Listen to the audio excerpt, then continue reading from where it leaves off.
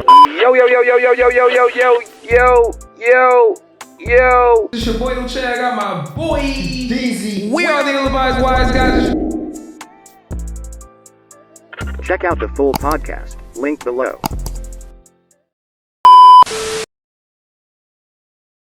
Yo, yo, yo, yo, yo, yo, yo, yo, yo, yo, yo, yo, yo, yo, yo, yo. We are the ill-advised wise guys. It's your boy Uchay, I got my boy QDeezy for Sheezy. It's way too easy, aka Widow's Peak Bandit, aka Mr. Daddy Longlegs, aka Michael Gordon, aka Don't Ask Me What's in My Cup. Hey, welcome back to the ill-advised wise guys. This is another episode. This is episode 131. Shout out to the gang. Shout out to y'all for pulling up on us once again. We come bearing gifts in the form of people. You know what I mean? You know how this works. We got a special guest. She's from the DMV, WPGC 95.5. Say what's up to Coco Louie. Hey y'all, How you doing, Coco? How you doing, y'all? Doing good. You know, we had to get you on the show just because we had to settle some DMV beef once and for all. You know what I mean? I'm kidding. You know, and y'all listening, make sure y'all subscribe. Make sure you like this episode if you're watching this on YouTube. Or if you're listening to this on your favorite podcast app, hit that subscribe button. Share this episode. This is going to be a good one. Quick church announcements. Y'all make sure to hit that Zero Skips playlist in the description right now. This past week, we featured 2 songs. One was by a Afrobeats artist named Aziz. The song is called Gaza. It's dope. Another one is by a gentleman named John Thomas. The song is called K-Town Baby. Zero Skips playlist in the description right now, only on Spotify. And no, Spotify is not paying us. Q. Yo, check out ratingsgamemusic.com. You know what? We got like 3 or 4 potential album of the years that came out this week. You got Freddie Gibbs. You got Tory Lanez.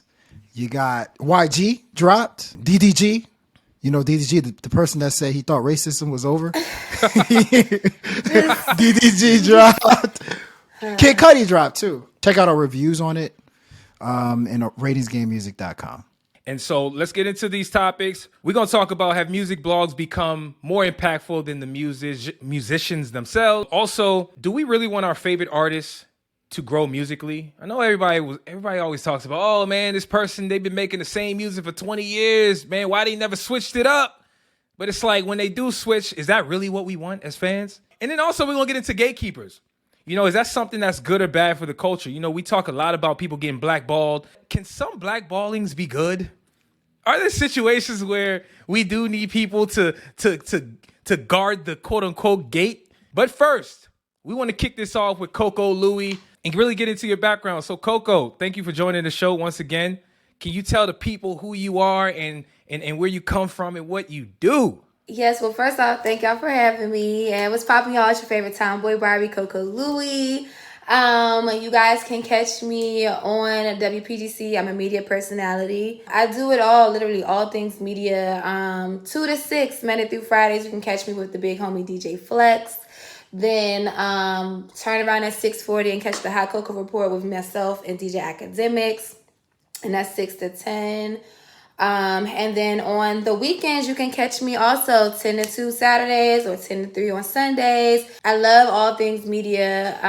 Radio, of course, is everything to me. Aside from that, I also dabble in production, styling, set design, all that, wardrobe, all of that. Like, my hands is just in a bunch of stuff. I'm going to tell you right now, this ain't no job interview, but damn it, if it was, you got the job.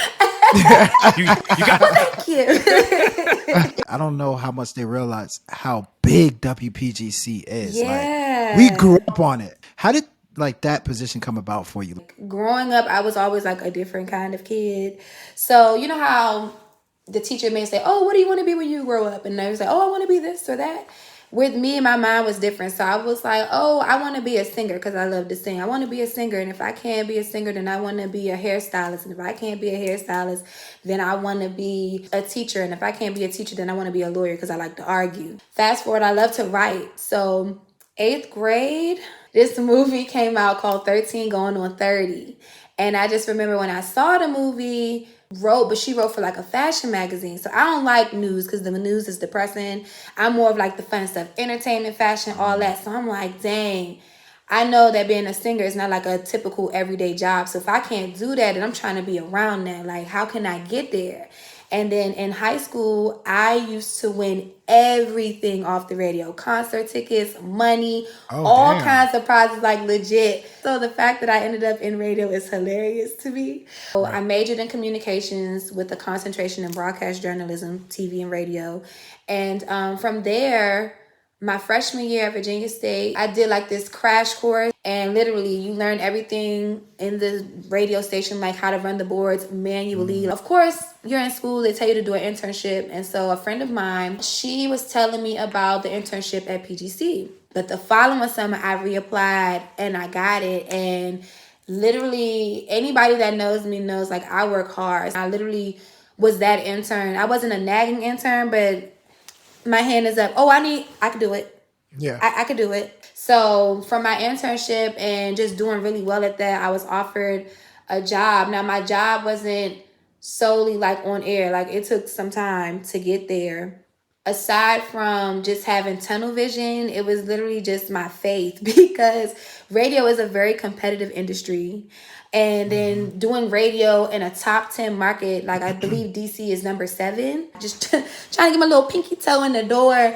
And for me, it's like all I need is my pinky toe because I'm going to bust it wide open after that. Like, just give me a second. Really just praying, like, all right, God, like we ain't got no plan B. So let's make it happen. Like, how we gonna get it done? And the short, little, long version of how I got it. So, and it worked out. What made you kind of go that hard though? Because there's a lot of people that they want to achieve things in life. What made you keep going? I know you said faith, but like, what is it about the craft that you love? I just love it. I think because I'm a people person, my mind has always worked like that. I always think like way down the line and then work my way back to where I am in reality. But I remember, like Amanda Seales was talking. I love Amanda Seales. She was like, a lot of times there's two people in the world. There are people that see black and whites, and then there are people that see colors. And she was like, people that see colors are creative, and the people that see black and white, it's nothing wrong with that, but it's like, it's a numbers thing. It's everything has to make sense. It's to do, again, I love the arts. So singing, dancing, all that stuff was in me. So it was just like, it just made sense. Thankfully, I was able to catch that at a very young age. So Coco, like, you also do work with TMZ. How's that been? TMZ is huge. It's crazy because that literally happened during pandemic. Like, so it's like not being able to see my coworkers or whatever, then not being able to do my job. And I'm like, okay, well, like if I'm fired, just tell me that. And they're like, no, you're not fired. It kind of lit a fire under me because it's great to say, oh, I work for WPGC, right? But you also want to be able to be a brand on your own outside of that. And I always had my own brand, but it was like, it really just made me go harder because it's like, girl, like, if they were like, okay, we can't do nothing with you, girl, budgets, we gotta let you go. What you gonna do? It was crazy because this girl that I know, she had the TMZ. And so she sent me a text. She was like, hey, I think you would be perfect for this. I hopped on it because, again, I don't want to just limit myself to radio. Like, I want to do TV too and correspond and things like that. So I shot my professional shot and they hit me back and was like, okay, can we have you on the show this week? I said, absolutely. And wow, it's been on and popping ever since. Consistently. I see you. It's wild. So Do you feel that pressure to kind of like conform to some of like the more internet-based things, even though you're on the radio? Not necessarily. And I say this because the conversation is always being had about, is radio dying and things like that. And a lot of people want to say, oh yeah, because nobody listens to that. We stream it here, we listen to this there. But at the same time, there's nothing like listening to the radio. There's nothing like if you're an artist hearing your song on the radio for the first time, or you run into the radio to hear the news. Again, we have all these blogs, Shade Room, whatever, but again, to hear it being talked about, not a think piece per se, but being discussed in conversation, I still get in my car and listen to the radio. And no, I am not that one that only listens to her station because people ask, do you only listen to this? No, I like to listen to everybody because I'm a fan of certain people. You know, I like how they sound, but also my ears are trained a little different than anybody else. I'm always a student of the game, and it's not to bite off anybody, but it's just like, oh, I like that. That's what's up. Well, that's cool. Or like the internet, you can be, of course, a little bit more. You ain't got to worry about them FCC fines. That's up a storm because ain't nobody coming for me. Over on the radio, we gotta keep it cute or on mute. So it's like you don't want that $5,000 fine coming from your supervisor. You said what fine? A what fine? $5,000 fine. You cuss, that's $5,000. They don't play. He's lying. Who pays it? Who pays it? The person who said it? It's gonna come to you. It's gonna come to you whether you paying it or you getting reprimanded in some kind of way. Yeah, no, like you can. Words of Coco Louie, keep it cute, or I guess On mute. Keep it handsome, or pay the ransom. I'm trying to. I guess I got one more question. Yeah. Tomboy Barbie. Yes. What is that? I got that right? Yes. Yeah. Where'd that come from? Or people say when they finally see me, they were like, you do not look like a tomboy. So for me, what I mean when I say tomboy Barbie, I'm very girly, but I am very much a boy at the same time too.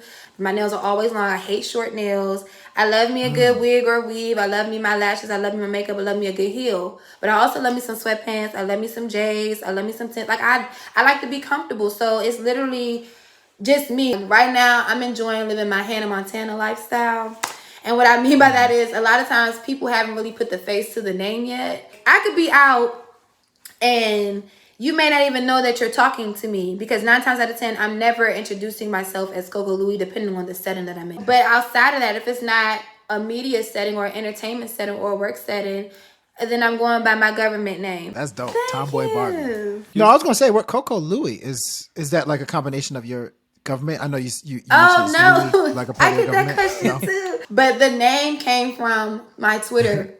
Like my Twitter used to be according to Jazz, right? And so one day I was like, oh, okay, I want to change my Twitter name. And I was like, I want something cute that's like 2 names or whatever. I don't know how I came up with Coco Louie, but I just did. And then one day I was at an event. This guy who used to work with us, shout out to Brody the Joker. He was hosting the event. And he was like, how would you do if you was hosting? I was like, man, give me that. So I took the mic. I was like, if I was hosting, I'd be like this. Yeah, what's poppin', y'all? It's Coco Louie. It just rolled out like, because at the time, my name used to be Jay Sharice. Like when I was doing college radio, Coco Louie, I liked it. That bitch, I was like, all right, that's a bet. And it just stuck.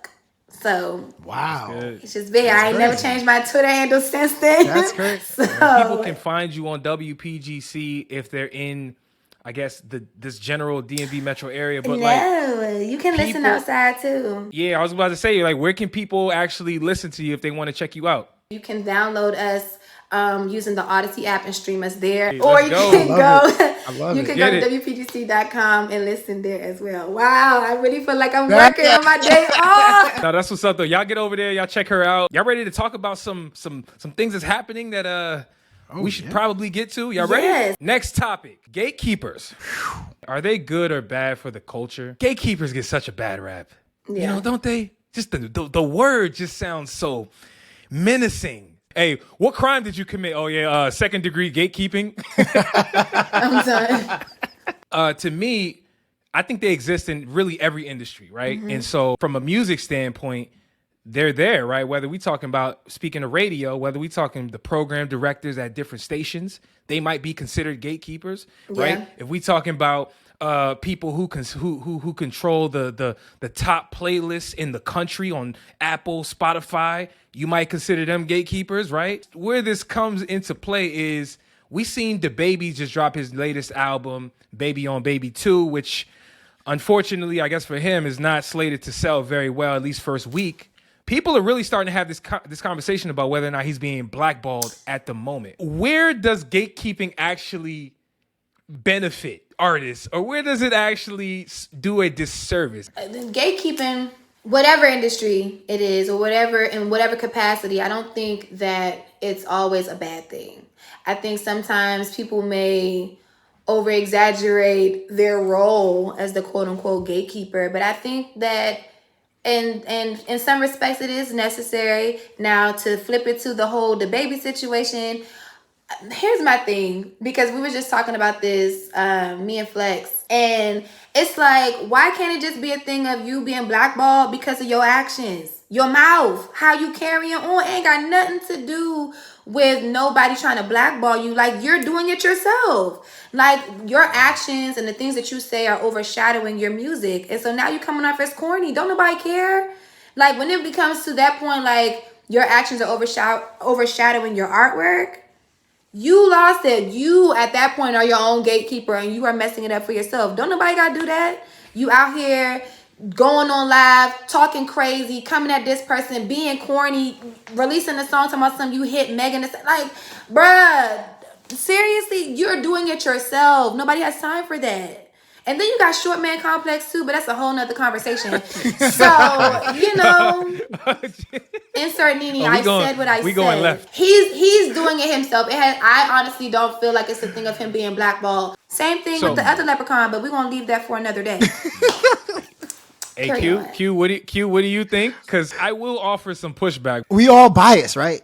I think every single human being on this planet is biased to a certain extent, especially when it comes to music. Mm-hmm. You know, we like our artists for the reason that we like it. And then we like the type of music for the reason that we like it, you know? So I think just naturally gatekeepers are going to be biased. And so when we talk about the people that are getting blackballed, it's mainly the mainstream people. It's mainly the people that reached a certain level of success, you know, with their music. So the baby who was actually at the mountaintop at one point, he believed that he was selling like 120K. Like, he was getting consistently #1 with his projects every time he released. So when you're at that mountaintop, kind of going on what Coco said, you have an obligation to kind of, you know, make sure you watch what you say, make sure you watch what you do. And for the most part, the baby was getting away, right? He was getting away with knocking people out. People were still like, oh, that's the baby, he's gangster.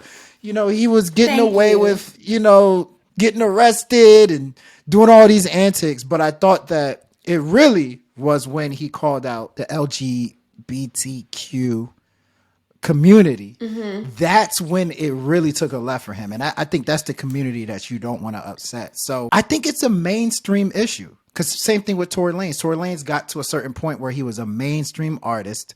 And thing about us as human beings is when we start to see somebody fall, that's when it looks the worst. Like when you go from 100K to his new project is slated to sell about 15K.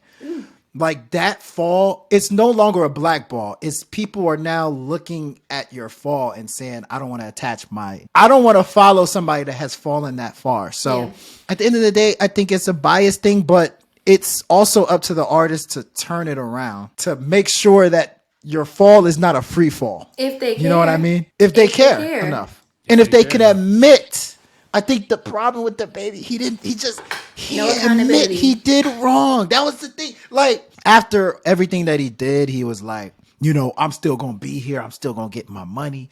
It don't matter. Like, which is a good mentality to have. But, you know, I just felt like he took too long to apologize.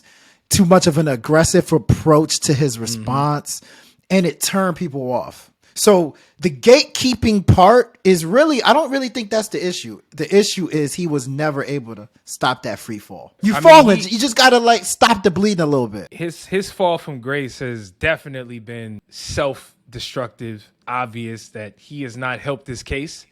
Whereas you brought up Tory Lanez, right? He's obviously involved in something way more serious, something criminal. Like there's actually hearings happening on behalf of what Tory Lanez has found himself in. I told you this earlier, Q. It's like Tory in particular just makes great music.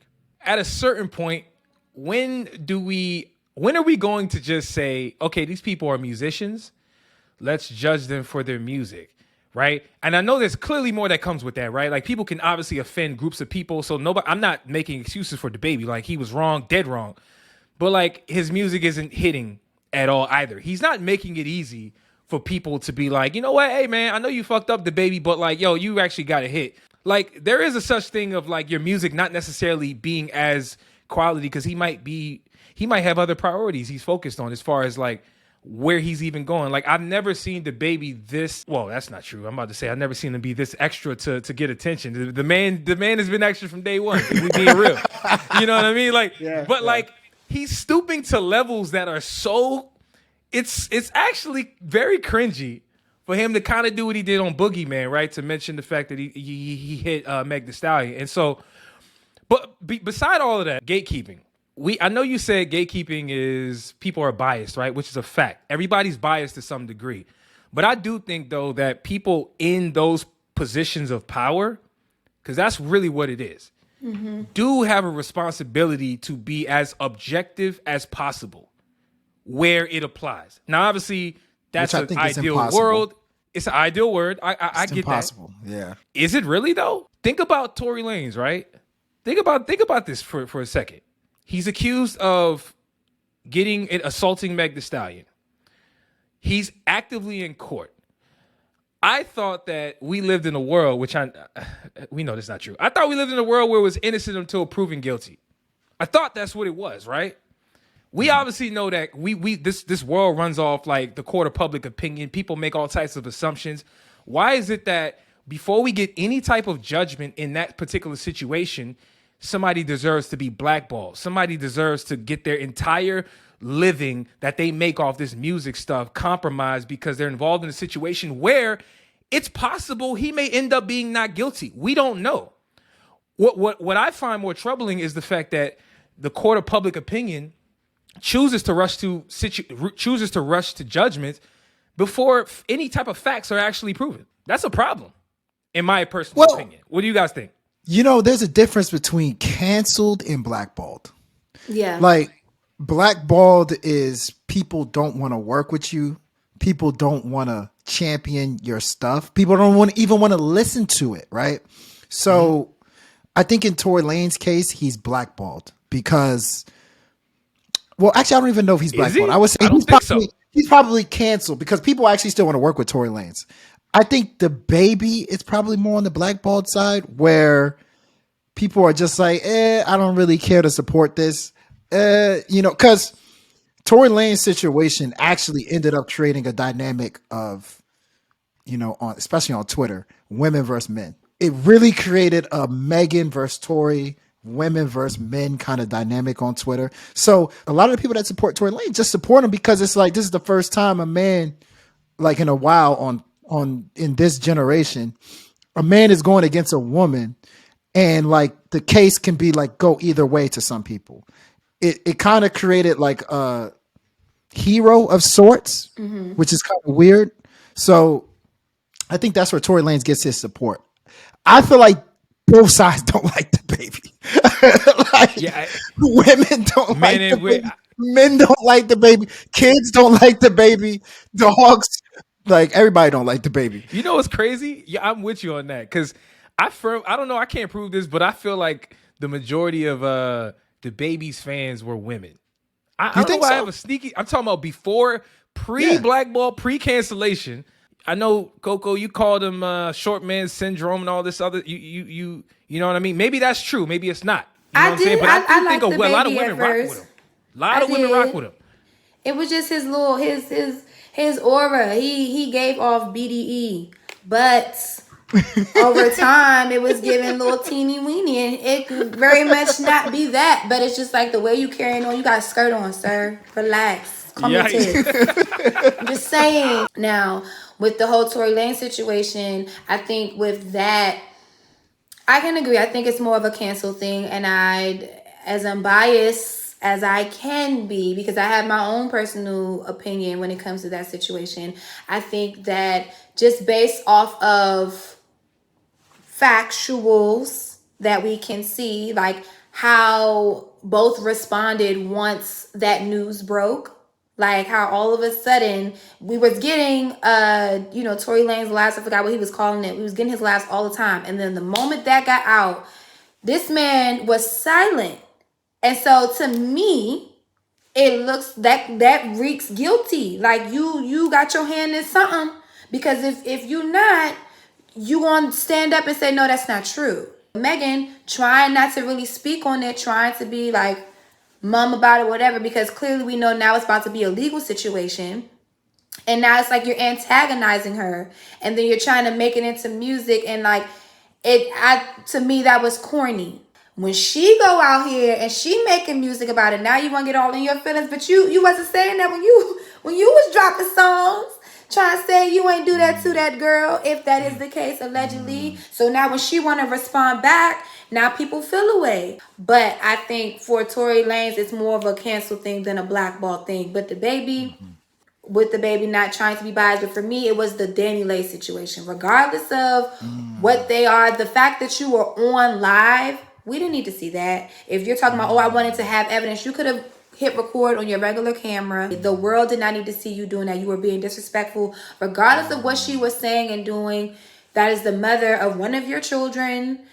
Postpartum is real. You're antagonizing her. It's on live. You're bothering this girl. Like, she's sitting there holding this baby. Like, please don't put the camera in the baby face, and you still going, like, why? You come off corny. I don't want to, if I'm an artist, I don't want to attach her. No, you got too much going on. Too much for TV. I don't got time for that. You know, you did that to yourself. I'm not gonna lie. I feel like that was the moment where he lost women. Like, yeah. People, I was watching it like in real time. Like, it was a real big issue.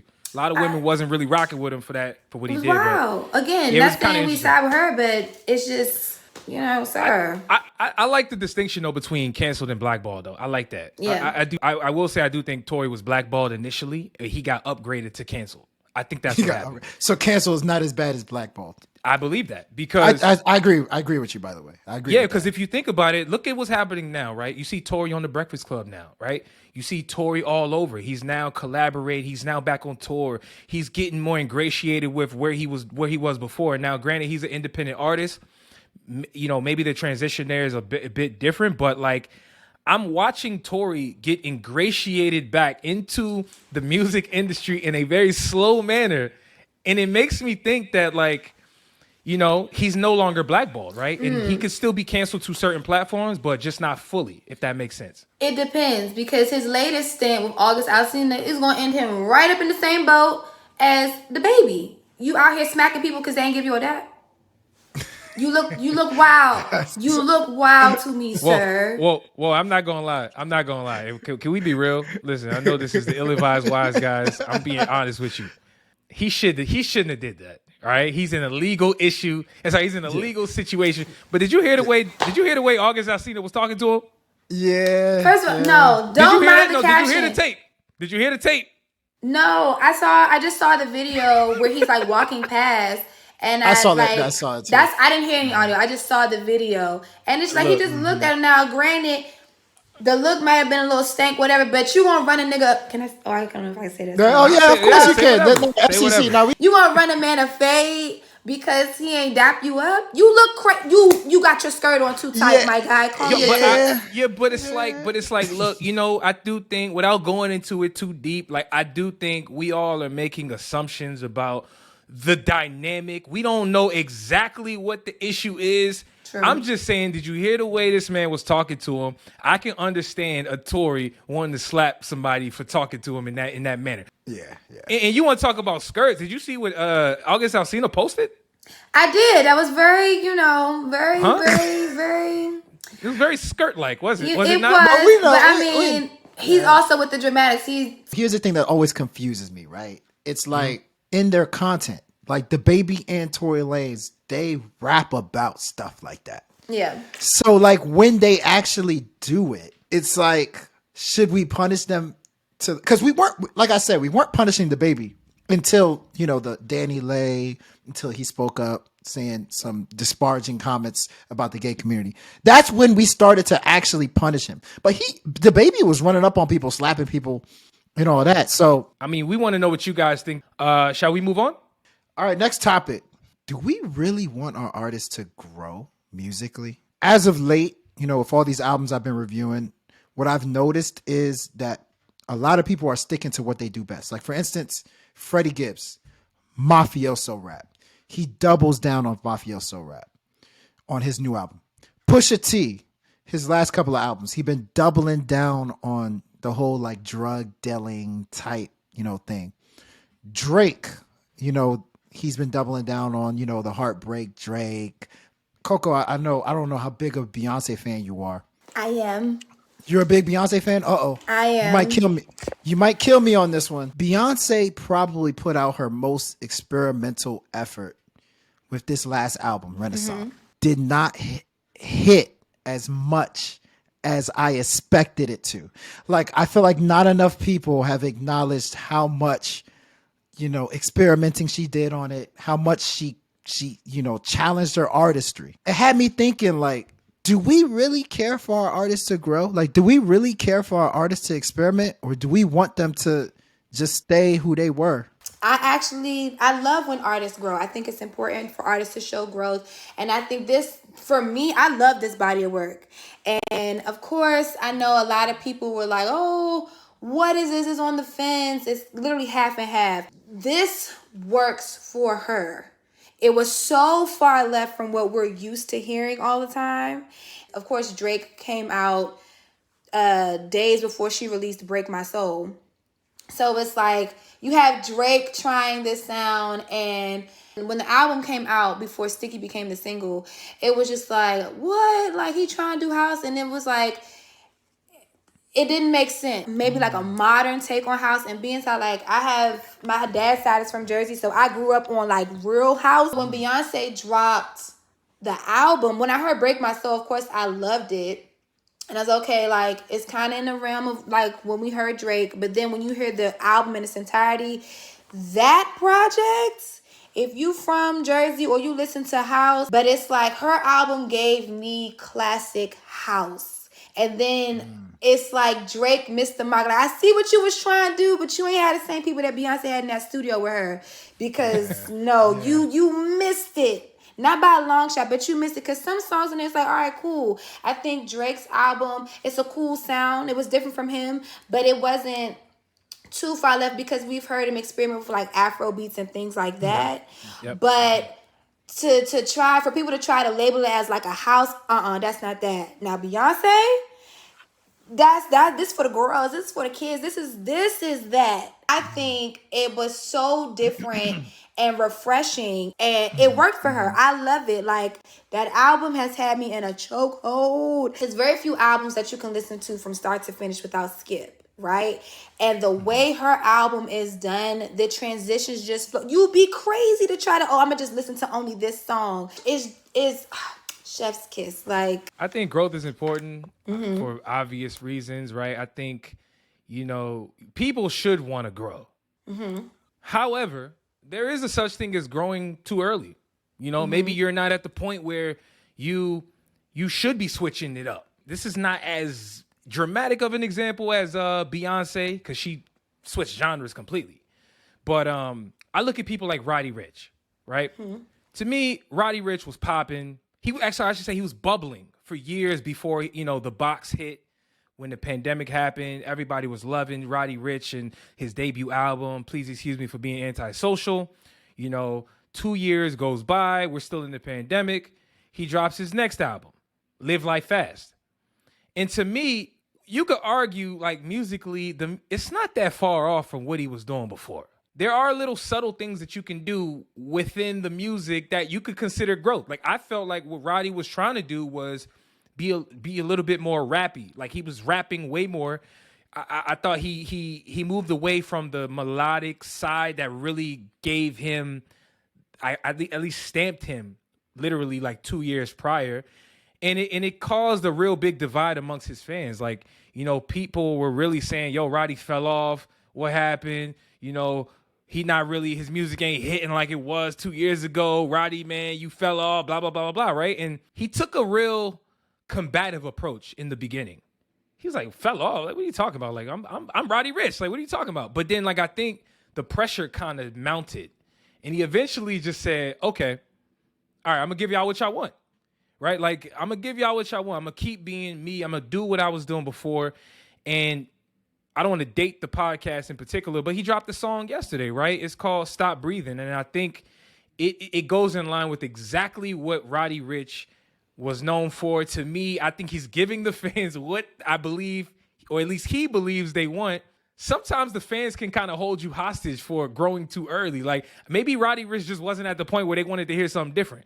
To me, Beyonce has been around for far too long to not be able to be given the artistic license. You know what I'm saying? To switch it up. Like, she's Beyonce. But some people, man, you got to grow in a way that's organic and tasteful. Unfortunately, Drake can really just do whatever he wants at all times. Like Drake is an anomaly. He gets cleared by himself. Like he does his thing. It doesn't really matter. People say everything he does is a knockoff. When he was doing Afro beats, people were saying that's cheap Afro beats. Now that he's doing house, that's cheap house. But it's Drake. He has his own flavor, right? On what he does. Like it's not. I don't think he's trying to disrespect the culture or these other genres. I think he's just adding his little flavor on it. Let me ask y'all, what do y'all want?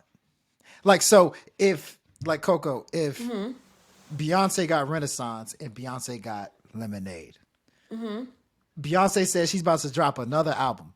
Well, Which she is. Beyonce She got would two you more wanna acts of hear? Renaissance. Sorry. Oh, she got too much. Okay. Let's say she was like, I'm going to scrap the Renaissance idea.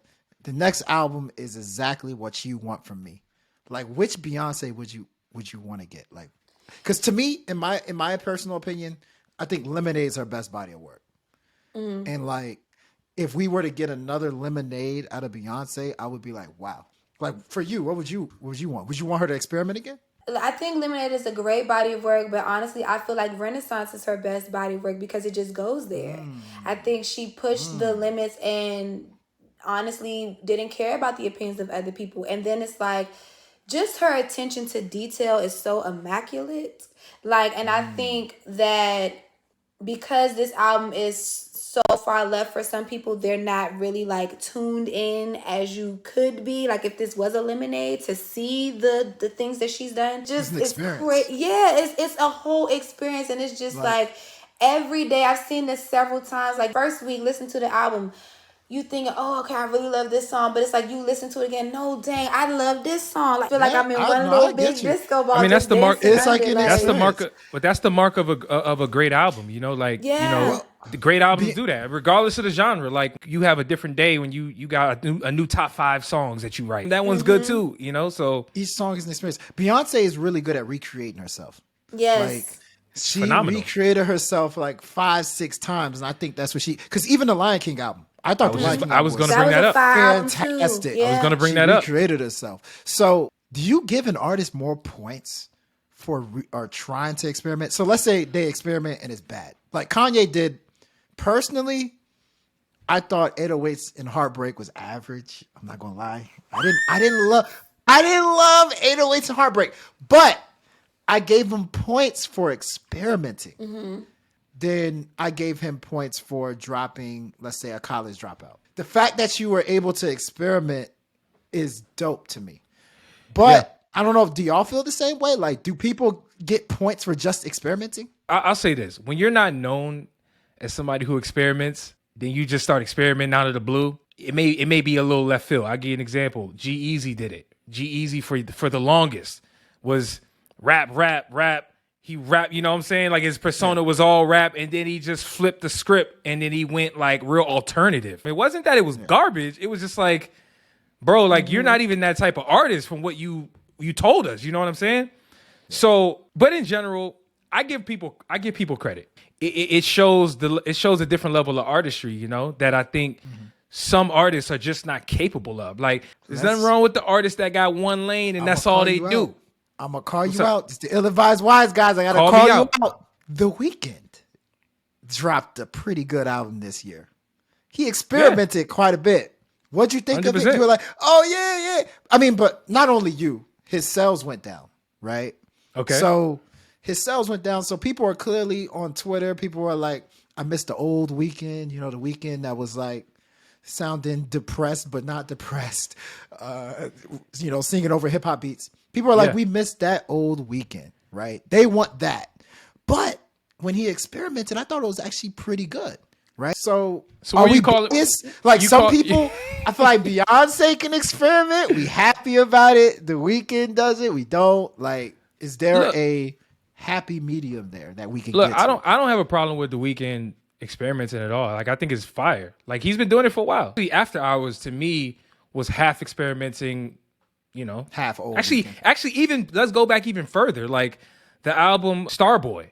To me, Starboy is really when it kind of flipped, like where he was going more pop and playing around with different sounds in here and there. But the point is, like, I give them kudos, but me giving you credit on experiment don't mean the music is just amazing. You know, there's a fine line. you gotta really show the balance. And I think that yes, you can get credit, but let's not act like just because you experimented is fire. It might be fire later. You can get points to a certain extent because I think it has to be an authentic move. Like Facts. you like you're doing this because this is what you love. This is what I'm feeling. I'm evolving into this type of person. Now, when it doesn't make sense or you just doing it just to do it, that's when it gets a little shaky. Another person that's good with reinventing themselves is Rihanna and Bless God. And every album did not sound the same. And even with every album, it was a different persona that she embodied. And I love that. I don't think anybody's ever done that like Rihanna has. Yeah, no, I don't. Never. Every album I'm you throwing, get is a different I'm throwing Kanye. Rihanna. I'm throwing Kanye in there. Well, no, other than Kanye. Kanye, but nobody else other than everybody else. They may stay the same physically, not like as far as like stature, but like their style. But them two literally embody the projects that they're pushing out. It doesn't feel gimmicky because it's still there, and it's like even as the next album comes, it's an evolution from that last album. You hear it in the lyrics and the Q, you've heard me say that a bunch of times. Like I'm really big on authenticity and like it's sounding organic, like because you can hear it when it's not. You know, and so like as long as it's true to you, it could be garbage. I'm gonna still give you credit and be like, yo, look, man, I'm glad you really wanted to do that, but the album's garbage. But I feel like, I agree. Don't you feel like the people who are staying the same are winning though? Like for instance, Housewives been going on for like 10, 15 years. They got a particular base. That's what people want to see. Like it's not wavering like Kardashians. They just had another new show doing the same exact thing they've been doing for like 10, 15 years. But let's say Kim wants to do something completely left field. We still want to see Kardashians, a TV show. You know what I mean? So how do we fix that? How do we make it that like experimenting still gets the credit it deserves? Because I feel like it's really not in today's world. Am I tripping? I think we just got to stop putting people in boxes. When you get something different, you're automatically disappointed. That's people's first reaction. I think it just also depends on the artist as well because and the type of music that they make. And then because music is therapy, right? So depending on whatever mood you're in, you're listening to whatever artist to get you through whatever. So wherever you are in life, you know, it may not pertain to what that artist may be pushing out if they're choosing to stay the same. So for example, I love Summer Walker, right? Love her to death. Her album Over It, I played that to like I was singing it in my sleep. Like that was my album. And at that time, I was going through my own little, you know, foolishness for somebody's son. And her album, when her sophomore album, Still Over It came out, it was her truth, you know, dealing with all that she dealt with. And I could appreciate the body of work. It's her truth. And I loved it. But as far as it being relatable to me, where I was at that time when that album dropped, I wasn't in that same headspace. So I appreciated it, loved it. But for me, it's like, it's not going to hit the same as somebody that's dealing with whatever they're dealing with that can relate to what she's talking to. Like, not saying that she didn't grow, because you hear the growth, the sound of music is the same, but you hear within the lyrics and what she's talking about, you hear the growth that way as opposed to different genre wise. So I think it also, that's a great point. It just depends on the artist, where you are with them. But again, if it's not authentic, it ain't gonna work. I'm gonna be completely honest with you. I think I want Summer Walker to still be heartbroken. Oh my God. Once Mary dropped No More Drama, I was like, oh man, Mary. I knew you I was want gonna Mary go with to drama. Hey, I want Pusha T to keep selling drugs until he stop rapping, bro. Like, I don't want him to stop talking about the coke deals and this, that. Listen, I get it. But you know, a lot of people were saying that about Jay-Z, not like in a bad way, but like, what album was that with Tom Ford or whatever? And it was like, he's different. Jay-Z is not Jay-Z on the block. Jay-Z is a businessman. So he's not going to be talking about selling coke. You can only talk about what you're going through. He ain't going through that, and his friends ain't going, all his friends, he put them on. It's finding that balance of being relatable to your audience, but also being true to yourself. Like, you know, we clearly ain't in the same tax bracket, but, you know, you can still talk some stuff that I can hear about, that I can relate to, you know? Oh, yeah. I'm with you on that. I think that's a good combo. I mean, you guys out there listening, Rihanna likes let us know your thoughts. Do you really want your artist to grow, man? It's okay to say no. I really feel that way. Like, we got to stop being politically correct. It's okay to be caught like, in the nah. middle. Like, I think I'm leaning towards more like I want them to stay the same. Like, musicians, around, they you know should what I be mean. specialists. You know what I mean? Everybody's like, when I want my heartbreak, I go to Summer Walker. man. When I want my drugs, actually I don't do drugs at all. I want my drugs, I go to Pusha T. But I would be here for that. No. Next and last topic. Have music blogs become more important than the music or musicians themselves? We've been talking about TMZ. We've been talking about the Shade Room. We've been talking about all of these people who cover music. And it almost seems like they have more clout and more sort of power to kind of steer the narrative more so than the artists themselves. You know what I'm saying? Like, and a lot of artists, I see them getting fed up with the media. I just saw Tusi. I don't know if you guys know Tusi, the artist out of North Carolina. Like, he just came out and was like, man, I'm done with y'all. I'm getting on social media. I'm pretty much sick of y'all. And then another example, you got Coyle Ray talking about somebody's paying blogs not to cover her. And it's like, okay, like, aren't you an artist? Like, make the music that people, or at least your fans, would probably want to hear and keep it pushing. Like, I feel like these artists give the blogs and these platforms a little bit more power than I think they probably want to. But what do you guys think? In this day and age, it's getting harder and harder to get people interested in just music. Like, music these days got to be packaged with a whole bunch of other stuff, like visuals. It got to be packaged with the person's personality and probably a little bit of gossip.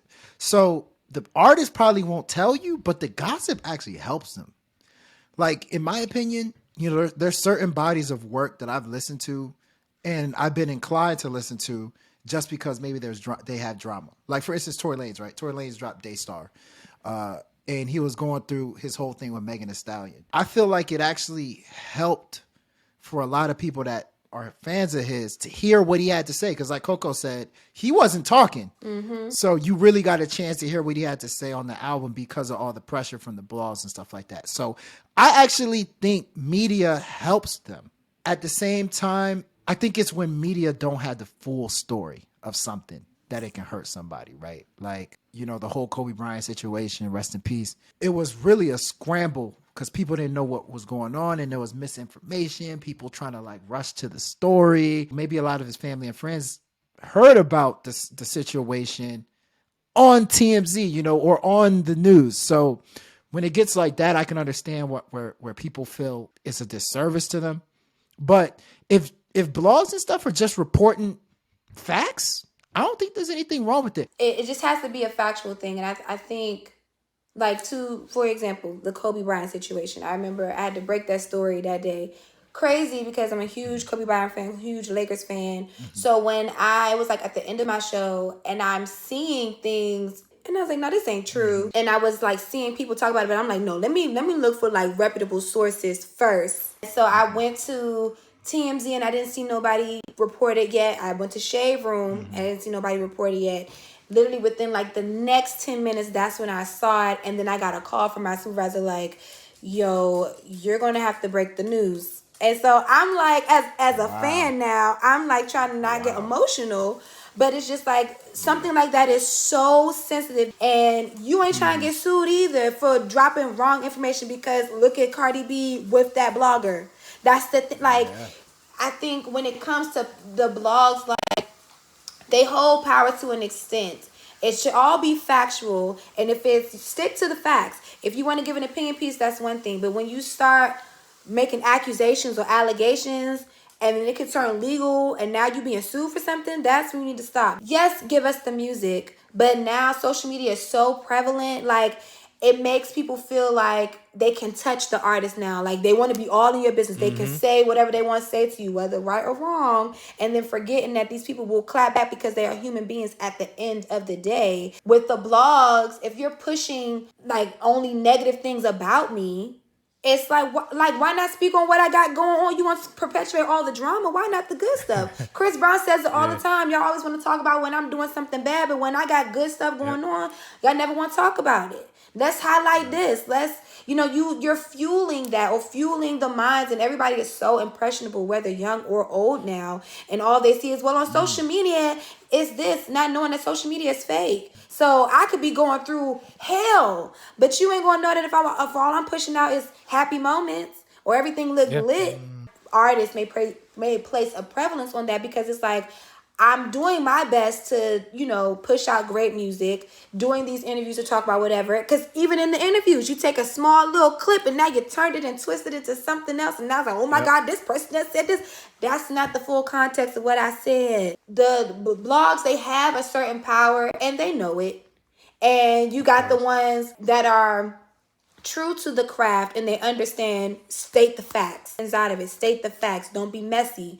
And then you got the people that just don't care, and now they starting to, hopefully they learn from the Cardi B situation. All right, let me make sure I'm telling the truth, because it's gonna come from my coins whether I got it or not. That was a very monumental and pivotal moment, I feel, in the consciousness of the relationship between artists and blogs, right? Like the responsibility that may be there, that these blogs may not even realize, they got a responsibility. You can't just be out here saying whatever, or else you might be held accountable. You know what we love more than music? Actually, a lot of times, a good storyline. That's really what we actually love. No, that's true. Storyline really is what sells the overall music and the brand itself. Like, people are arguing and making all types of think pieces and talking about how much people should be canceled for producing this Jeffrey Dahmer doc on Netflix. And you look at it and you say, well, damn, why do people love this type of content? If you look at podcasting, let's just use podcasting as an example. Do you know that true crime is the #1 genre? Like, podcasting. When you really think about that, it takes you into the mind of the consumer. Like, people like the sensationalization of a story. Like, damn, what really happened? What's really going on? Like, and I think the blogs, they know that, and then they feed that. You're kind of a journalist at a certain extent if you are a blogger in 2022. Just be a little bit more responsible. At the same time, I'm gonna say this. And this is historically. This is not just today. Artists got to stop being crybabies. Let's be real. First and foremost, they say they don't like blogs. They say they don't like media, but they actually do. Like Nav, for instance. Nav was like, he got mad at somebody because he said, how come TMZ, y'all don't be taking my picture? When I step out, like, y'all, I'm Nav. Like, you should be taking my picture because it's a good look. So, like, some of them just cry about it just because it sounds cool. Because I really legit think it sounds like a dope bar to be like, F the blogs. You know what I'm saying? Forget Shade Room. Everybody for years have been complaining about paparazzi, blogs, and stuff like that. Remember, it was the tabloids before social media. I think the biggest thing that's concerning about this situation is that, or their anger is actually at the wrong people. I think too many people get angry at TMZ or Shade Room when they should be getting angry at the people. The consumers, and I think blogs, a lot of times, media people, they be taking the brunt of their anger, and it shouldn't be. I feel like I had to say that for us, you know what I mean? Because, no. Podcasts, that's facts. I agree with that. Like, TV shows. Blogs and platforms get scapegoated all the time, incorrectly. Like, it happens. Nobody's ever in defense of a platform. Like, when the artist says F the blogs, people are like, oh yeah, F them. I think it just depends on the reputation of said blog. If you're known to be messy and only post negative content or just junk, then it's just like, yeah, F them. Like, all they doing is talk about this, and y'all know all they do is talk about this. They barely shed light on anything positive. I don't follow a lot of the gossipy pages, which is crazy because a lot of the time when I'm pulling my content, I have to go and I'm searching, but I'm not just searching one, I'm searching several to make sure stories line up. If you're putting out quality content or you're giving the facts, then it's not bad like that. And I think when artists are saying F the blogs, I think in that regard, they're speaking about those that are just only perpetuating false narratives. It's like, if all you doing is talking negative, or I see that you always post a mess, like Krishan Rock and Blueface, that whole relationship, situation. it's there, always yeah. being posted or they get into a fight or whatever. I don't want to see that. You're not posting in the sense of you're changing narratives per se, but you're posting, oh, look at them. Like, instead of trying to get that girl help or get him help or try to help them to be in a more healthy relationship or move in a more healthy manner, you're just going to continue to push this. Y'all, they was outside fighting again. And making dollars off of somebody else's trauma, pain, whatever you want to call it. Yeah, exploiting them. So That's a better way to say it. That's why 100%. I think when artists say that's where that comes from. And I think that's why there's no care to be like, oh no, all blogs or platforms aren't like that. I think it's kind of just an underlying thing. Like, who that's directed toward. Even if it is a story that's a negative story, if you're reporting the facts, there's no mess and no opinions in it. It's straight facts. It's black and white. Again, I don't think you could get swept up in that whole F the blog thing. It's like those media personalities and media platforms, are they actually bigger than the music now? Because I remember there was a time, right, where I'm going to say Meek Mill. Meek Mill, when he would talk about like academics and he'll talk about other media personalities, he would speak from a like, I'm looking down, like you're small compared to me. I think at this point, you can argue academics is probably bigger than Meek Mill. Shade Room is probably bigger than the artists that they're covering. I don't think it's always been that way. Just, again, off the content, like the content that they push, whether good or bad, the following that they have, people driving to hear what they're saying, so it's not a thing of, oh, I'm smaller than you, because also artists are stopping to be seen when they're on red carpets, and if they have a correspondent, hey, this is, I'm stepping into the shade room or whatever, they want to, be acknowledged. So it's hand in hand. Of course, shade room ain't bigger than Beyonce. But I'm sure, but I also know Beyonce ain't checking for shade room either. Nah. But it's like, oh, if they mention her, it's like, cool. Biden's not bigger than Beyonce. In this country? Hell nah. There are some artists that swear that the blogs don't matter. It's like, nah, bro. Like, you actually got this twisted. Like, and these blogs are social media based a lot of times, and they control narratives. They have people who follow them and believe every word that they say. And you probably know this more than we do, since you do correspondence with TMZ. When TMZ says something, that comes with a certain level of like clout and just matter of fact. Yeah, they have a legal people team. Run to TMZ, and people feel the same way about Shade Room. There's people who are like, yo, if Shade Room didn't say it, I don't know about that. It's all about responsibility, man. Yo, the people running this, do the right thing. Just say the right thing, and I think there won't be any issues, to be quite honest with you. But we know that's not gonna happen. Coco, this has been great, or I should call you Louie, because you said people call you Louie. It's okay. We really appreciate you for pulling up. Hopefully, I think the people can really get some inspiration from your story too. Where can the people find you on social media if they want to interact with you and follow you and whatnot? You guys can follow your favorite Tomboy Barbie on Instagram at the Coco_Louie. Twitter is Coco_Louie. TikTok is Coco_Louie. Of course, I'm on your airwaves Monday through Friday, 2 to 6, then at 6:40, and then on Sundays, Saturdays and Sundays, 10 to 3, 10 to 2. Thank you guys so much for having me. I truly enjoyed. It was a pleasure. And for you guys out there, if you made it this far, man, make sure you hit that subscribe button. Make sure you like this episode. Make sure you share it with somebody that you like. This is the Ill-Advised Wise Guys podcast, and as always, if you are giving advice, just make sure it's ill. Yes, sir. Bow. Peace.